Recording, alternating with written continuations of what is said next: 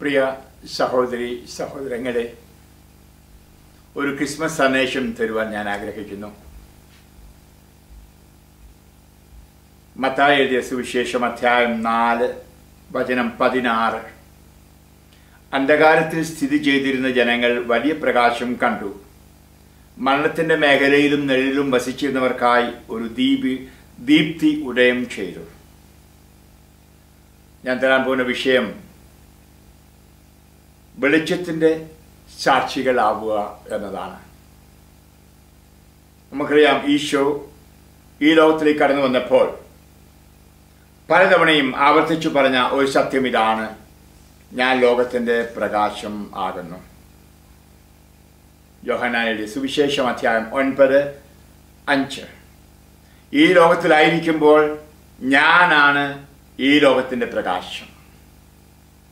നമുക്കറിയാം, പ്രകാശമായിട്ട് ഈശോ കടന്നു വന്നപ്പോൾ പ്രകാശത്തിൽ അല്ലാതിരുന്നവർക്ക്, അഥവാ അന്ധകാരത്തിൽ ആയിരുന്നവർക്ക് 2 തരത്തിലുള്ള പ്രതികരണം ഉണ്ടാകാമായിരുന്നു. ഒന്ന്, പ്രകാശത്തെ സ്വീകരിച്ചുകൊണ്ട് തങ്ങളുടെ ഉള്ളിലൂടെ എല്ലാ അന്ധകാര പ്രവൃത്തികളെയും മാറ്റി ശാന്തി സമാധാനം അനുഭവിക്കുക. രണ്ടാമത്തെ മനോഭാവം, പൂർണ്ണമായിട്ടും ആ വെളിച്ചത്തെ, ആ പ്രകാശത്തെ തിരസ്കരിക്കുക. ഈശോ പറയുണ്ടായല്ലോ യോഹന്നാന്റെ സുവിശേഷം അധ്യായം 8:12, ഞാൻ ലോകത്തിന്റെ പ്രകാശമാകുന്നു, എന്നെ അനുഗമിക്കുന്നവർ അന്ധകാരത്തിൽ നടക്കുകയില്ല. ഈശോ ഞാൻ പ്രകാശമാകുന്നു എന്ന് പറഞ്ഞപ്പോൾ നമ്മൾ ഓർക്കണം, ഇത് ഈശോയുടെ ഒരു പ്രത്യേക ശൈലിയായിരുന്നു ഇപ്രകാരം പറയാൻ. ഞാൻ ലോകത്തിന്റെ പ്രകാശമാകുന്നു, ഞാൻ ജീവന്റെ അപ്പമാകുന്നു, ഞാൻ വഴിയാകുന്നു, ഞാൻ സത്യമാകുന്നു. ഇവിടെ നമ്മൾ ഓർക്കണം, പഴയ നിയമത്തിൽ ദൈവം മൂശയ്ക്ക് പ്രത്യക്ഷനായപ്പോൾ പറഞ്ഞു, ഞാൻ ആകുന്നവനാകുന്നുവെന്ന്. എന്ന് പറഞ്ഞാൽ എല്ലാ പ്രവചനങ്ങളുടെയും എല്ലാ പ്രതീക്ഷകളുടെയും പൂർണ്ണിമയാണ് ഈശോയിൽ നാം കാണുന്നത്. അപ്പോൾ ഈശോ വെളിച്ചമാകുന്നു എന്ന് പറയുമ്പോൾ ദൈവം വെളിച്ചമാകുന്നു എന്ന് പറഞ്ഞു തന്നെയാണ് ഈശോയിൽ കാണുന്നത്. വേറൊരു ഭാഷയിൽ പറഞ്ഞാൽ, പരിശുദ്ധ കന്യാമറിയത്തിൽ ജന്മം കൊണ്ട ഈശോ ത്രിത്വത്തിലെ 2ാം ആളായ യേശു ക്രിസ്തു വെളിച്ചം തന്നെയാകുന്നു. എന്തിനവൻ വന്ന് ഈ ലോകത്തിലെ അന്ധകാരം മാറ്റുവാനായിട്ട്. നമുക്കറിയാം, വെളിച്ചം, പ്രകാശം പല കാര്യങ്ങൾ ചെയ്യുന്നുണ്ട്. ഒന്ന്, പ്രകാശം കാണിച്ച് ഇരുട്ടിലിരിക്കുന്നതിനെല്ലാം പുറത്തു കൊണ്ടുവരും. വെളിച്ചം നമുക്കറിയാം വഴികാട്ടിയായിട്ട് കാണുന്നത്. നമുക്കറിയാം, വെളിച്ചം തെളിച്ച് പണ്ട് കാലത്തൊക്കെ ചൂട്ട് കത്തിച്ച് നമ്മൾ മുന്നോട്ട് പോകാറുണ്ട് വെട്ടം കാണാൻ. നമുക്ക് ടോർച്ചുണ്ട്. ഇനിയും ലൈറ്റ്, വെളിച്ചം, അതെ, നമുക്ക് ഗൈഡൻസ്, നമ്മുടെ ജീവിതത്തിന്റെ മാർഗം കാണിച്ചു തരുന്നുണ്ട്. മാത്രമല്ല, വെളിച്ചം സൂര്യനെ പോലെ ശക്തി കൊടുക്കും. ശക്തി അതുപോലെ തന്നെ നമുക്ക് ഊർജം തരും. അത് ഇന്നും നമുക്കറിയാം, ഈശോ നമുക്ക് ഊർജം തരുന്ന ശക്തി കേന്ദ്രമായിട്ട് വസിക്കുന്നുവെന്ന്. ഈശോ അത് സ്വയം പ്രഖ്യാപിക്കുന്നത്, വെളിപ്പെടുത്തുന്നത്, ഞാൻ ലോകത്തിന്റെ പ്രകാശം ആകുന്നു എന്നാണ്. ഇനി നമുക്കറിയാം, ആദിയിൽ ദൈവം ആദ്യം സൃഷ്ടിച്ചത് വെളിച്ചത്തെയാണ്. പ്രകാശമുണ്ടാകട്ടെ എന്ന് അവിടുന്ന് പറഞ്ഞു. ഉൽപ്പത്തി പുസ്തകം അധ്യായം 1 വചനം 3 നാം വായിക്കുന്നുണ്ട്. പ്രകാശം അപ്പോൾ അവിടെ വന്നു. പ്രകാശത്തെ അന്ധകാരത്തിൽ നിന്ന് മാറ്റി. ഈശോയുടെ ജോലി ഇന്നും അത് തന്നെയാണ്.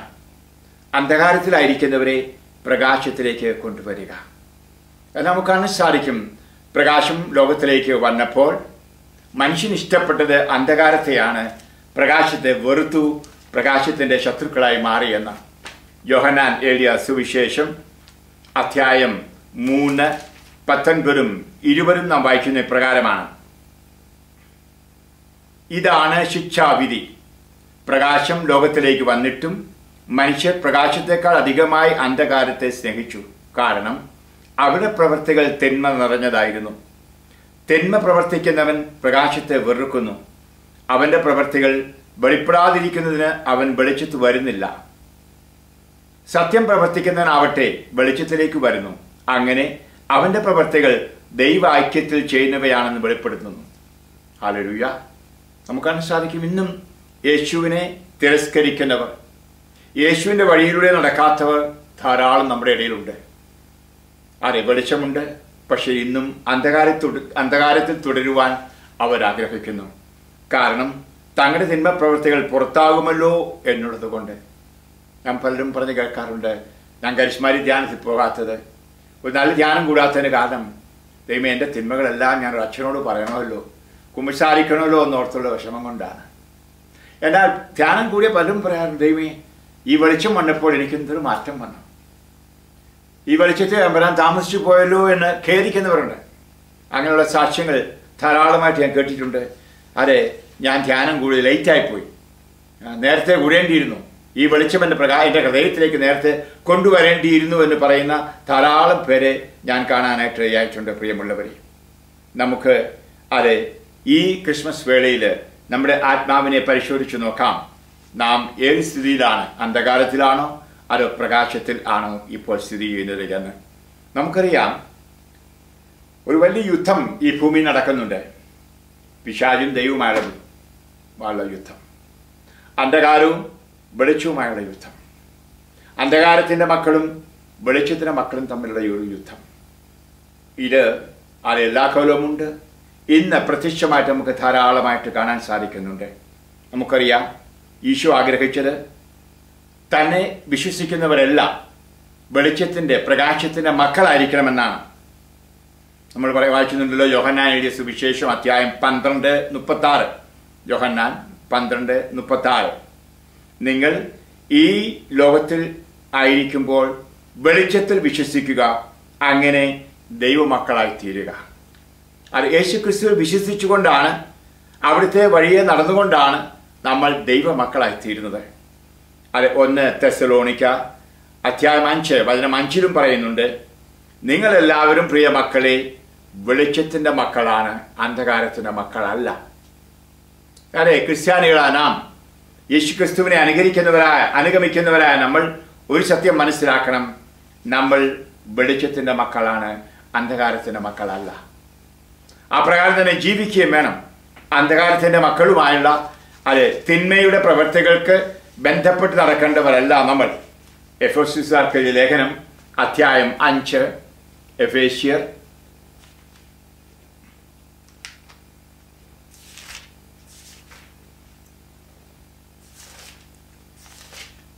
എഫേസ്യർക്കുള്ള ലേഖനം അധ്യായം 5 വചനം 15 മുതൽ ഞാൻ വായിക്കുകയാണ്. അതിനാൽ നിങ്ങൾ അവിവേകികളാകാതെ വിവേകികളെ പോലെ ജീവിക്കാൻ ശ്രദ്ധിക്കുവിൻ. ഇപ്പോൾ തിന്മയുടെ ദിനങ്ങളാണ്. നിങ്ങളുടെ സമയം പൂർണ്ണമായും പ്രയോജനപ്പെടുത്തുവിൻ. പോഷന്മാരാകാതെ കർത്താവിൻ്റെ ഇഷ്ടമെന്തെന്ന് മനസ്സിലാക്കുവിൻ. നിങ്ങൾ വീഞ്ഞു കുടിച്ച് ഉന്മത്തരാകരുത്, അതിൽ ദുരാശക്തിയുണ്ട്. മറിച്ച് ആത്മാവിൽ പൂരിതരാകുവിൻ. സങ്കീർത്തനങ്ങളാലും ഗാനങ്ങളാലും ആത്മീയ ഗീതങ്ങളാലും പരസ്പരം സംഭാഷണം ചെയ്യുവിൻ. ഗാനാലാപങ്ങളാൽ പൂർണ്ണഹൃദയത്തോടെ കർത്താവിനെ പ്രകീർത്തിക്കുവിൻ. എപ്പോഴും എല്ലാറ്റിനും വേണ്ടി നമ്മുടെ കർത്താവായ യേശുക്രിസ്തുവിന്റെ നാമത്തിൽ പിതാവായ ദൈവത്തിന് കൃതജ്ഞത അർപ്പിക്കുവിൻ.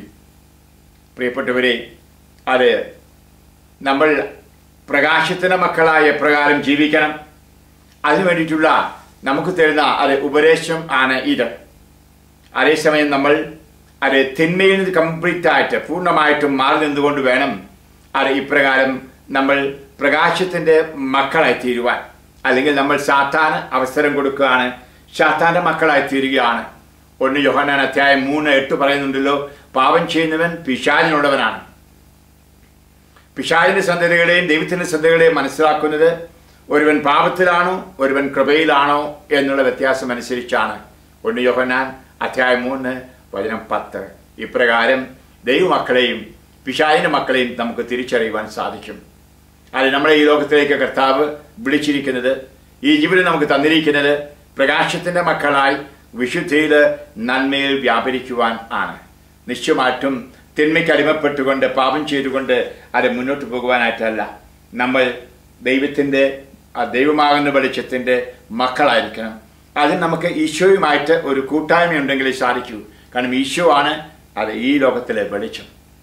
നമ്മുടെ പ്രാർത്ഥനാ ജീവിതത്തിലൂടെ, നമ്മുടെ ഔദാശിക ജീവിതത്തിലൂടെ നമുക്ക് ആ സ്നേഹമാകുന്ന വെളിച്ചമാണ് ഈശോയുമായിട്ട് ഒന്നായി തീരാൻ സാധിക്കും. അങ്ങനെ അത് ദൈവമക്കളായി ഈശോ ജീവിക്കാൻ കഴിയും. ഇതാണ് നമ്മൾ ചെയ്യേണ്ടത് ഈ കാലഘട്ടങ്ങളിൽ. നിശ്ചയമായിട്ടും ഏറെ പ്രലോഭനങ്ങൾ ഉള്ള ഒരു കാലഘട്ടമാണിപ്പോൾ.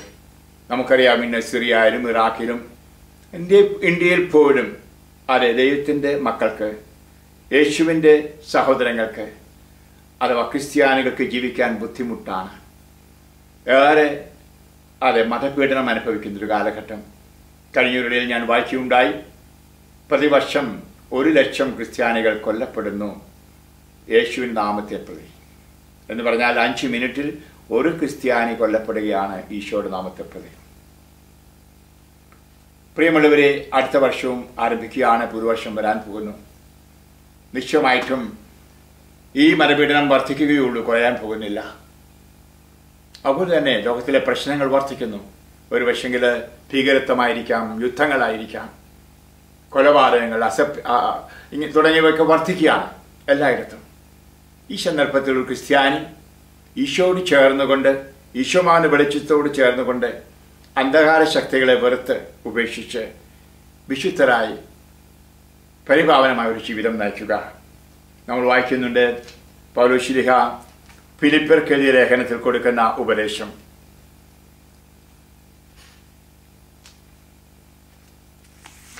എൻ്റെ കൈക്ക് സ്വാധീനക്കുറവുള്ളതുകൊണ്ട് പേജുകളൊക്കെ മറിക്കാൻ ബുദ്ധിമുട്ടുണ്ട് എന്ന് നിങ്ങൾക്ക് അറിയാമല്ലോ.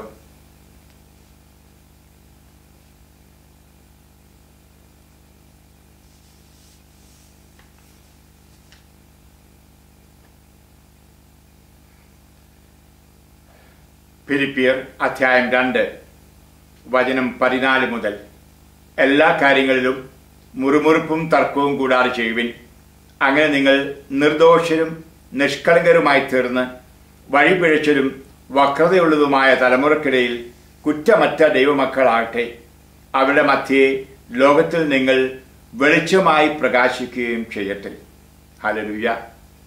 അത് ക്രിസ്ത്യാനികൾ ഇന്നത്തെ വക്രത നിറഞ്ഞ, കാപട്യം നിറഞ്ഞ, അന്ധകാരം നിറഞ്ഞ ലോകത്തിൽ കുറ്റമറ്റവരായി വെളിച്ചമായി പ്രകാശിക്കണം എന്ന് കർത്താവ് ആഗ്രഹിക്കുന്നു. ഹല്ലേലൂയ. അതെ, നമ്മൾ സാക്ഷികളാവുക എന്ന് കരിസ്മാറ്റിക് ഭാഷയിൽ പറഞ്ഞാൽ സാക്ഷികളായി ജീവിക്കുവാൻ അത് നമ്മൾ വിളിക്കപ്പെട്ടവരാണ് എന്ന് ഞാൻ പറയും. ഈശോ നാം ലോകത്തിൻ്റെ വെളിച്ചമാകുന്നു എന്ന് പറയുമ്പോൾ, മത്തായി എഴുതിയ സുവിശേഷം അധ്യായം 5 വചനം 14, നിങ്ങൾ ലോകത്തിന്റെ പ്രകാശമാണ്. മലമുകളിൽ പണിതുയർത്ത പട്ടണത്തെ മറച്ചു വയ്ക്കുക സാധ്യമല്ല. വിളക്ക് കൊളുത്തി ആരും പറയുടെ കീഴിൽ വയ്ക്കാറില്ല, പീഠത്തിന്മേലാണ് വയ്ക്കുക. അപ്പോൾ അത് ഭവനത്തിലൂടെ എല്ലാവർക്കും പ്രകാശം നൽകുന്നു. ഹല്ലേലൂയ. പ്രിയമുള്ളവരെ, നമ്മൾ പ്രകാശിക്കുന്ന വിളക്കുകളായി എഴുന്നേറ്റ് നിൽക്കേണ്ടവരാണ് എല്ലായിടത്തും. ഭവനത്തിൽ വെളിച്ചം കൊടുത്ത്, പട്ടണത്തിൽ വെളിച്ചം കൊടുത്ത്, തെരുവുകളിൽ വെളിച്ചം കൊടുത്ത്, ലോകത്തെ എല്ലായിടത്തും വെളിച്ചം കൊടുത്തുകൊണ്ട് അത് ക്രിസ്ത്യാനിയുടെ അടിസ്ഥാന ദൈവവിളി വേറൊരു ക്രിസ്തു ആവുക എന്നാണ്. ഒരു ക്രിസ്ത്യാനി പറയുവാനിടയാകണം, ഞാൻ ലോകത്തിന്റെ പ്രകാശമാകുന്നു എന്ന് ഈശോ പറഞ്ഞതുപോലെ. അവൻ പറയാനിടയാകണം, ഞാൻ മറ്റുള്ളവർക്ക് ജീവൻ നൽകുന്നവനാണ്, ഞാനാണ് വഴി. ഒരു ക്രിസ്ത്യാനിയുടെ വഴിയെ കണ്ടുകൊണ്ട് വേണം അവിശ്വാസി കർത്താവിനെ പിന്തുടരുവാൻ. നമുക്ക് വലിയ കടപ്പാടുണ്ട്, സാക്ഷ്യം കൊടുത്തുള്ള ജീവിതം കഴിക്കുവാൻ, പ്രകാശത്തിൻ്റെ മക്കളായി പ്രകാശത്തിലൂടെ നടക്കുന്നവരായി തീരുവാൻ നമുക്ക് വലിയൊരു കടപ്പാടുണ്ടോ മക്കളെ? അത് നമുക്ക് ആഴമായി മനസ്സിലാക്കാം. ഈശോ പറയാണ്, മത്തായി എഴുതിയ സുവിശേഷം അധ്യായം 5:16, അപ്രകാരം മനുഷ്യൻ നിങ്ങളുടെ സൽപ്രവർത്തികൾ കണ്ട് സ്വർഗസ്ഥനായ നിങ്ങളുടെ പിതാവിനെ മഹത്വപ്പെടുത്തേണ്ടതിന് നിങ്ങളുടെ വെളിച്ചം അവരുടെ മുമ്പിൽ പ്രകാശിക്കട്ടെ. പ്രിയമുള്ളവരെ, ഞാൻ നിങ്ങൾക്ക് ഓരോരുത്തർക്കും ഒരു ഹാപ്പി ക്രിസ്മസ്, സ്നേഹം, സന്തോഷം, സമാധാനം നിറഞ്ഞ ക്രിസ്മസ് ആശംസിക്കുകയാണ്. നിശ്ചയമായിട്ടും ഞെരുക്കങ്ങൾ, ബുദ്ധിമുട്ടുകൾ, കുരിശുകൾ എടുക്കേണ്ടി വരാൻ പോകുന്ന വർഷത്തിലും ഇതെല്ലാം ഉണ്ടാകും. ഇവിടെ നമുക്ക് ഈശോയോട് ചേർന്ന് യുദ്ധം ചെയ്യാം. കണിശമായിട്ടും വിജയം നമ്മുടേതാണ്. ഒരിക്കലും അന്ധകാരം വിജയിക്കുകയില്ല, പ്രകാശമേ വിജയിക്കൂ. പിശാച് ഒരിക്കലും വിജയിക്കുകയില്ല, ഈശോയെ വിജയിച്ചു. ഈ ബോധ്യം ഉണ്ടായിരിക്കട്ടെ. നമുക്ക് അടരാടാം, പോരാടാം. ശക്തമായി പരിശുദ്ധാത്മാവ് നിറഞ്ഞ ഹൃദയത്തോടെ സമാധാനത്തോടെ സന്തോഷത്തോടെ മുന്നോട്ട് പോകാം. കർത്താവിൻ്റെ കൃപ നിറഞ്ഞ ഒരു പുതുവർഷവും നിങ്ങൾക്ക് ഞാൻ ആശംസിക്കുന്നു. ഈശോ നിങ്ങളെ അനുഗ്രഹിക്കട്ടെ. ഒരു മിനിറ്റ് കണ്ണടയ്ക്കുക. ഞാൻ നിങ്ങൾക്ക് വേണ്ടി പ്രാർത്ഥിക്കാം. ജീവിക്കുന്ന ഈശോയെ, ചെറിയൊരു ക്രിസ്മസ് മെസ്സേജ് ഞാൻ ഇവർക്ക് കൊടുത്തു. ഇവരോരോരുത്തരും ഞാൻ അങ്ങേ തിരുമാരുടത്തിൽ സമർപ്പിക്കുന്നു. ഇവരെൻ്റെ പ്രിയപ്പെട്ടവരും ഉറ്റവരും ഉടയവരുമെല്ലാമാണ് ഈശോയെ. എനിക്ക് വേണ്ടി പ്രാർത്ഥിക്കുന്നവർ, എന്നെ സ്നേഹിക്കുന്നവർ, എൻ്റെ ബന്ധുമിത്രാദികളൊക്കെയാണ്. അടുത്തൊരു നാളിൽ കാരിശുഭവനിൽ പോകുവാനും അത് രജത ജൂബിലിയിൽ പങ്കുകൊള്ളുവാനും സാധിച്ചു. തിരിച്ചു വന്നു. ഞാനിപ്പോൾ കൂടുതൽ ആരോഗ്യം പ്രാപിച്ചുകൊണ്ടിരിക്കുന്നു. ഇതിന് കാരണം ഇവരുടെ പ്രാർത്ഥനയും സ്നേഹവുമാണ്. ഈശോ ഇവരുടെ കുടുംബങ്ങളെയും ഈ ക്രിസ്മസ് വേളയിൽ, ഈ പുത്തനാണ്ടിൽ അനുഗ്രഹിക്കണമെന്ന് പ്രാർത്ഥിക്കുന്നു. ഇവർക്ക് ആവശ്യമെന്ന് അങ്ങേക്കറിയാമല്ലോ. ഒരു പക്ഷേ രോഗശാന്തി ആയിരിക്കാം, ആധ്യാത്മികവും ശാരീരികവുമായ കൃപകളായിരിക്കാം. എന്തായാലും എല്ലാം അറിഞ്ഞ് ഇവർക്ക് അളന്നു വാരി കൊടുക്കണമേ. ഇവരെയും ഇവരുടെ കുടുംബാംഗങ്ങളെയും ബന്ധുമിത്രാളെയും ധാരാളമായി ആശീർവദിക്കണമേ. പ്രിയപ്പെട്ടവരെ, നിങ്ങൾ ഓരോരുത്തരെയും ഈശോയുടെ മാർവിടത്തിൽ, പരിശുദ്ധ അമ്മയുടെ മാർവിടത്തിലൂടെ സമർപ്പിക്കുന്നു. ഞാൻ നിങ്ങളെ ആശീർവദിച്ച് അനുഗ്രഹിക്കുന്നു, ഇപ്പോഴും എപ്പോഴും എന്നേക്കും. ആമേൻ. ഫിനിഷ്ഡ്.